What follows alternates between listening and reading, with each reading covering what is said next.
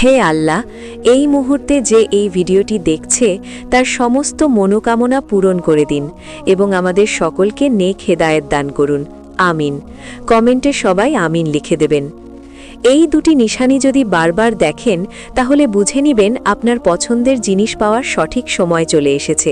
জেনে রাখবেন, কখনো কখনো আপনার হকে কোনো বিশেষ মোজেজা এবং কল্যাণ অতি নিকটে থাকে, তো তিনি এমন জায়গা থেকে ওসিলা বানান যেখানে মানুষের ধারণাও থাকে না। কেননা যখন ভাঙা হৃদয়ের আশা শেষ হতে লাগে তো সেখান থেকে আরশওয়ালার রহমত শুরু হতে লাগে, আর তার জন্য সম্মান ভালোবাসা আসমান থেকে আসে। জানো, কিছু মোজেজার নিশানি এমন হয় যা তোমাকে দীর্ঘ পরীক্ষা পার করার পর দেখানো হয়, আর কেউ জলদি দেখতে পায়। তোমাকে মোজেজার কাহিনীগুলো বিনা কারণে শোনানো হয় না। মোজেজা তোমার নসিবেও হয়। যে জিনিসের ভয় তোমার থাকে সেটা অনেক সময় হয় না, আর যেটা পরীক্ষা মনে হয় অনেক সময় সেটা কোনো বড় পুরস্কার ঘোষণা হয়। তোমার রব রাস্তা তো আগেই বানিয়ে দেন, কিন্তু দান তিনি একটা উত্তম সময় করেন।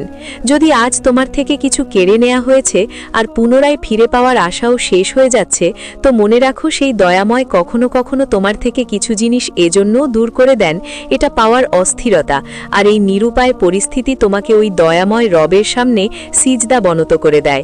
কেননা যখন তুমি আল্লাহর কাছে নিজের মনের কথা বলা শুরু করে দাও আর তাকে নিজের বন্ধু বানিয়ে নাও, তো আল্লাহ খুব জলদি সাহায্যের রাস্তা খুলে দেন, সমস্যা দূর করে দেন, আর কঠিন সময়গুলো সহজ হয়ে যায়।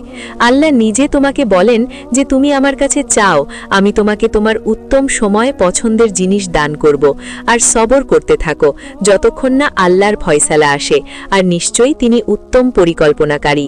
যদি তুমি এটা ভাবছো যে আমার নসিবে এত পরীক্ষা কেন, আমি খালি হাতে কেন, তাহলে মনে রাখো যে তোমার রব প্রতিটা মানুষের নসিব আর তার তকদির আলাদা আলাদা লিখে রেখেছেন। সবার খুশি আর দুঃখের বিষয় আলাদা আলাদা। তুমি কখনো হতাশ হয়ে কারো নসিবকে দেখে নিজের নসিবের ফয়সালা করো না, আর কারো ভালো দেখে নিজের কম থাকার অভিযোগ করো না, আর কখনো কারো বেশি দেখে নিজে আফসোস করবে না, বরং বিশ্বাস আর ধৈর্য ধারণ করবে। কেননা তোমার থেকে কেড়ে নিয়ে কেউ পাবে না, আর কারো থেকে কেড়ে নিয়ে তুমি পাবে না। মনে রাখবে, আল্লাহর ভাণ্ডার অসীম, আর এগুলোতে কোনো ভুলের কারণ নেই। যে বিপদ আজ তোমার উপরে এসেছে আর যে পরীক্ষার মধ্য দিয়ে তুমি অতিক্রম করছো, যদি তোমার মনে হয় যে এটা কখনো শেষ হবে না, তো শোনো, আল্লাহ নিজে তোমাকে বলেন যে যারা আল্লাহর রাস্তায় শান্তি অনুভব করে তাদেরকে আমি অবশ্যই রাস্তা দেখাবো, আর নিশ্চয়ই আল্লাহ ধৈর্যশীলদের সাথে আছে। যদি আজ তোমার কোনো জিনিস হারানোর দুঃখ তোমাকে কষ্ট রেখেছে, তো নিজেকে শান্ত রাখো। তুমি যখনই নিজেকে একা অনুভব করবে তখনই নিজেকে আল্লাহর কাছে সমর্পণ করো। দেখবে আল্লাহ তোমার সমস্ত কষ্টকে নিমেষে দূর করে দেবেন আর তোমাকে শান্তি দান করবেন। তুমি কষ্ট পেও না, যদি আল্লাহ তোমার থেকে সেটা নিয়ে নিয়েছেন যেটা হারানোর ভয় তুমি কল্পনাও করনি, তো শীঘ্রই আল্লাহ এমন কিছু দান করবেন এটা বাবার জন্য তুমি ভাবোওনি। যদি তুমি আল্লাহর থেকে নিজের কোনো চাওয়া পূরণ করতে চাও, তাহলে এই 3টে কাজ করে দেখো। তুমি এমন দরজা হও যেটাতে ভালো কাজ করতে পারবে। যদি এমন না করতে পারো তো এমন জানালা হও যেটা দিয়ে রোশনি আসতে পারে। যদি এমনও না করতে পারো তো এমন দেওয়াল হয়ে যাও যে ক্লান্তকে আশ্রয় দিতে পারবে। কেননা আল্লাহর প্রতি তোমার ভালোবাসা তোমাকে একজন ভালো মানুষ বানিয়ে দেয়। জানো, যখন আল্লাহ কাউকে কোনো মনের পছন্দ মতো জিনিস দিতে চান, তো সবচেয়ে আগে তাকে দিনের বুঝ দিতে শুরু করে দেন। সে বুঝতে পারে যে যা কিছু তার জীবনে হচ্ছে আর যে জিনিসগুলো তার সাথে হচ্ছে সেটা আল্লাহর হুকুমেই হচ্ছে। তারপর বান্দার ইমানের ডোর আরও দৃঢ় হতে লাগে যে যেটাই হোক আমার আল্লাহ আমাকে পড়তে দেবেন না, আমার আল্লাহ একটা উত্তম রাস্তা আমাকে দেখাবেন। তাহলে জেনে রাখো যে এটাও এই নিশানা প্রকাশ করছে যে তুমি সেই সৌভাগ্যবান যার উপরে আল্লাহর রাজি আছে না, কেননা সে আল্লাহর বিশেষ বান্দা যে তার পরীক্ষা সবরের মধ্য দিয়ে অতিক্রম করে।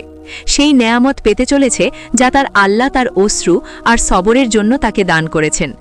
এই সব কিছু আল্লাহর পরিকল্পনা, আর আল্লাহ তোমাকে ভালোবাসে।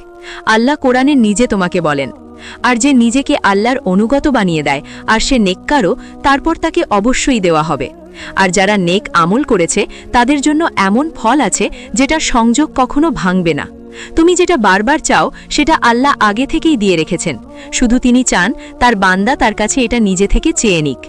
এবং তোমার জীবনে সে বাধা বিপত্তি হতে পারে, কোনো মোজেজার অংশ হতে পারে, আর আল্লাহ তোমার দোয়া কবুল করতেই চলেছেন। আর তারপর তোমার মনের পছন্দ মতো জিনিস তিনি তোমার কাছে আনবেন নির্ধারিত সময়ে। হে আল্লাহ, আপনি আমাদের সকলকে সবর করার তৌফিক দান করুন। আমিন।